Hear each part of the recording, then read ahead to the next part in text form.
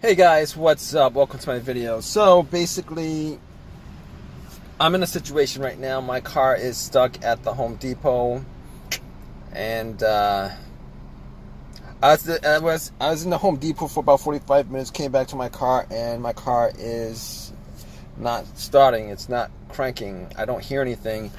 But funny thing is, everything seems to work. All the lights work. The radio works. The blower motor works. I'm not getting AC, but everything works except the car is not running. It's not turning on. So I'm in a situation here where I'm thinking it's the starter, but I'm still trying to diagnose this. So basically, the first thing I did was I went out and turn on the headlights just to see whether it was the battery or not. It wasn't the battery, and I'm pretty sure it's not the alternator. I know it's not the alternator because about 15 minutes ago somebody tried to jump it, and normally I know if it's the alternator, the car would have turned on, and then as soon as he took the cables off, the car would have turned off. And if it was the battery, this car would have, it would have jumped this car. This car would have cranked over. It would have hurt something. It would turn on. But at this point, I'm pretty sure it's neither the battery nor the alternator. So I didn't think it was going to be the starter. I mean, didn't suspect that it was the starter. But at this point, I'm thinking it's the starter. I did change the starter about 6 months ago. Put in a rebuild starter.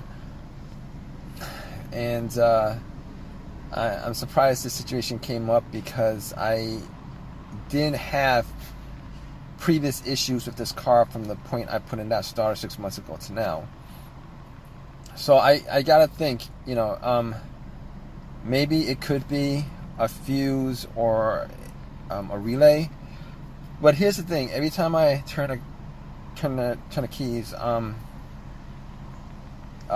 car does. I do hear it click. There's a noise coming from the solenoid. I can hear it in my car when I try to turn it on. I could hear the a click. So basically, at that point, I know it's probably not the relay, because if it was the relay, I wouldn't be able to hear the click, and the click is the click. It's a click that's coming from the solenoid. It's coming from the solenoid, and if it's coming from the solenoid, it means that there's power going to the solenoid. There's power going to the starter itself, but it's just not kicking over. It's not. The motor is not running. So basically, at this point, there's maybe like one last thing, which is the fuse.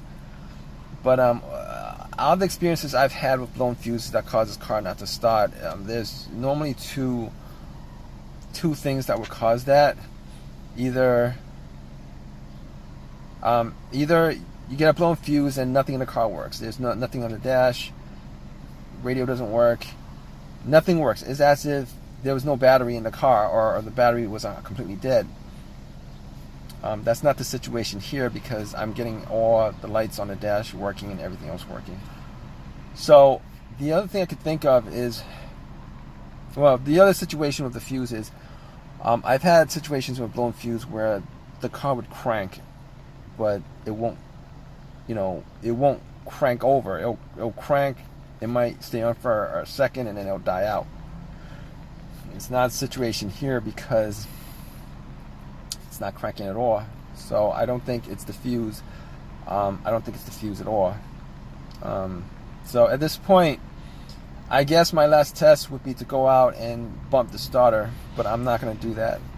I'm not going to take a crowbar, because I don't have a crowbar to hit the starter and then try to start it. I'm going to guess at this point that it is the starter that's the issue. I did call AAA and they're gonna come and pick up my car and tow it home. so that I could change out the starter. I mean, I'm not going to do any more tests on it because I've had previous experiences with starter issues, and I'm like 99.999% sure that it is the starter that's causing the issue on this car. All right, guys. I'm gonna wait for the tow truck. Stay tuned. Hey guys, how's it going? So I did change out the starter.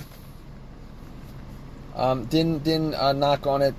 Didn't hit the starter to test that out, but I did change it, and guess what? The car starts up immediately. These rebuilt starters, if you guys don't know anything about rebuilt starters, I mean, I bought it rebuilt 6 months ago. I had it put in, but these rebuilt starters, I mean, I did replace it with another rebuilt starter, but I mean, only reason I did that was because the new starter is like very expensive. It's like twice as much as a rebuilt one, and if I had a choice, I would have gone on eBay and ordered an OEM used one, but I had no choice. It's my only car. I needed to get it running as soon as possible, so I got the rebuilt one again. Hopefully this will last me a lot longer, hopefully, but yeah, it was a starter. Alright guys, take care.